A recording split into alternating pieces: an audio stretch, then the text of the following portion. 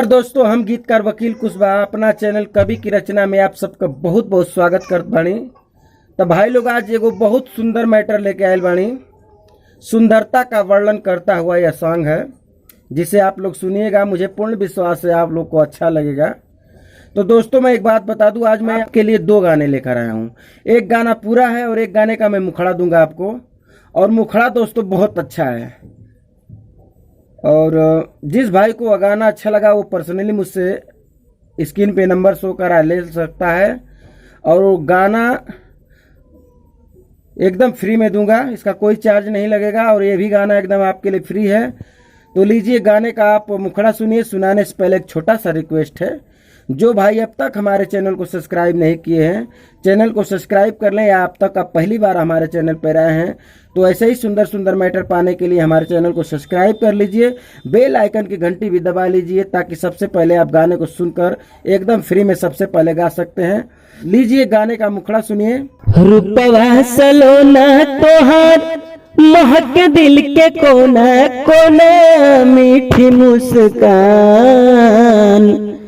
रूपवा सलोना तोहार महक दिल के कोना कोना, मीठी मुस्कान। रच रच के गढ़ले बाड़े लागे फुर्सत में तोहरा के भगवान। रच रच के गढ़ले बाड़े लागे फुर्सत में तोहरा के भगवान। तो भाइयों, आपने गाने का मुखड़ा सुना, कैसा लगा? यदि अच्छा लगा तो आप लाइक करिए, कमेंट करिए। वीडियो एकदम स्किप मत करिएगा दोस्तों, क्योंकि इसी बीच में मैं आपके लिए एक और मुखड़ा सुनाऊंगा। तो लीजिए गाने का अंतर आप सुनिए। होठवा से लाली झरे अखिया से मोती, चेहरा चमके ऐसे जैसे चंदा कहो ज्योति।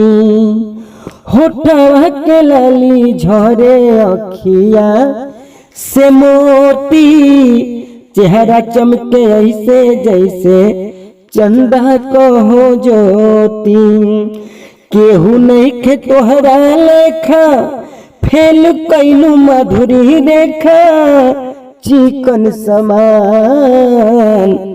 रच रच के गढ़ले बाटे लागे फुर्सत में तोहरा के भगवान।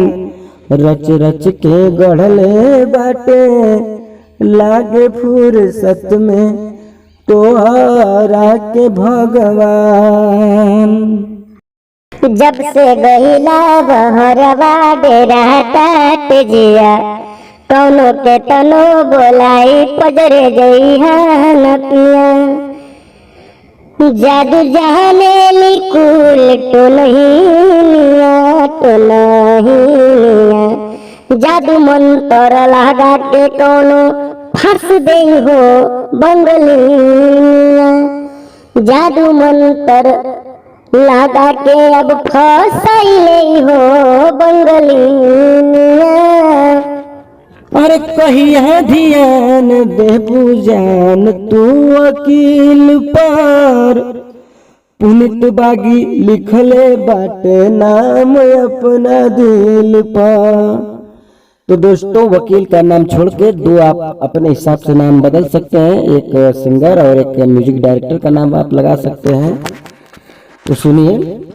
अरे कहिया ध्यान देबू जान तू वकील पा, पंकज बागी लिखले बाटे नाम तोहर दिल पर। सपना सजैले बानी तोहके बनैले बानी, दिल के अपन जान। फुर्सत में गढ़ले बाड़े लागे तोहरा के हो तोहके भगवान।